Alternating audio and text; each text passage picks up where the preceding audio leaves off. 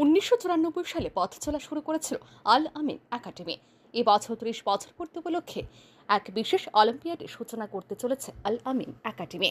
মূলত মেধাবী ছাত্রছাত্রীদের খুঁজে বের করে একটি উজ্জ্বল ভবিষ্যৎ গড়ে তোলার ক্ষেত্রে তাদের সহায়তা করার উদ্দেশ্য নিয়ে এই অলিম্পিয়াডের সূচনা করতে চলেছে আল আমিন একাডেমি। এ বিষয়ে শনিবার এক সাংবাদিক সম্মেলন করে বিস্তারিত জানিয়েছেন আল আমিন একাডেমি কর্তৃপক্ষ। বিভিন্ন ক্যাটাগরিতে মেধার ভিত্তিতে বৃত্তি ও সম্মান প্রদান করা হবে ছাত্রছাত্রীদের। 16 ডিসেম্বর পর্যন্ত চলবে এর রেজিস্ট্রেশন এবং আগামী 22 ডিসেম্বর অনুষ্ঠিত হবে পরীক্ষা। ত্রিপুরার কৈলাসহর, ধর্মনগর, উদয়পুর, বিশালগড় এবং সোনামুড়া স্থিত সেন্টার থেকে এই অলিম্পিয়াডের ফর্ম সংগ্রহ করতে পারবে ছাত্রছাত্রীরা। তাছাড়া অনলাইন রেজিস্ট্রেশনের সুবিধা রয়েছে বলে জানিয়েছেন আল আমিন একাডেমি কর্তৃপক্ষ। আমরা এসেছি, আমি হলাম বদরপুর আল আমিন একাডেমির সুপার 30 প্রজেক্ট হেড। আমার সাথে রয়েছেন আমাদের হোস্টেল সুপারিনটেন্ডেন্ট এবং আমার আশেপাশে রয়েছেন আমাদের আল আমিন একাডেমির অনেক শুভাকাঙ্ক্ষী।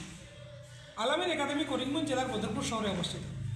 আল আমিন একাডেমি তার শিক্ষাযাত্রা শুরু করে 1994 সাল থেকে। আল আমিন একাডেমির বয়স 30 বছর হয়ে গেছে। 30 বছর পূর্তি উপলক্ষে আল আমিন একাডেমি তার এই শুভক্ষণকে সেলিব্রেট করতে চাইছে একটা এক্সামের মাধ্যমে, একটা ট্যালেন্ট হান্ট এক্সামের মাধ্যমে। এই এক্সামের নাম দিয়েছি আমরা আল আমিন অলিম্পিয়াড 2024। এই পরীক্ষায় মেধাবী ছাত্রদেরকে সম্মানিত করার জন্য, অ্যাপ্রিসিয়েট করার জন্য, রিকগনাইজ করার জন্য আমরা অ্যাপ্রক্সিমেট 25 লাখসের একটা প্রাইজ রেখেছি।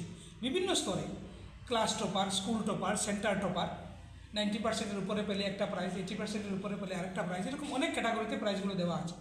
এখানে ক্লাস 6 থেকে ক্লাস 10 পর্যন্ত যে কোনো ছাত্রছাত্রী জাতি, ধর্ম নির্বিশেষে যে কোনো কেউ বসতে পারে, কারণ এখানে মাত্র 4টি কোর সাবজেক্ট রাখা হয়েছে: অঙ্ক, বিজ্ঞান, ইংরেজি, সমাজবিজ্ঞান।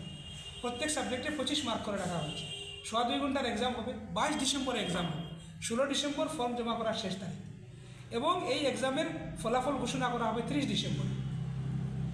আমাদের উদ্দেশ্য হলো পরীক্ষা শেষে আগামী 30 ডিসেম্বর ঘোষিত হবে এর ফলাফল। ব্যুরো রিপোর্ট, আর নিউজ।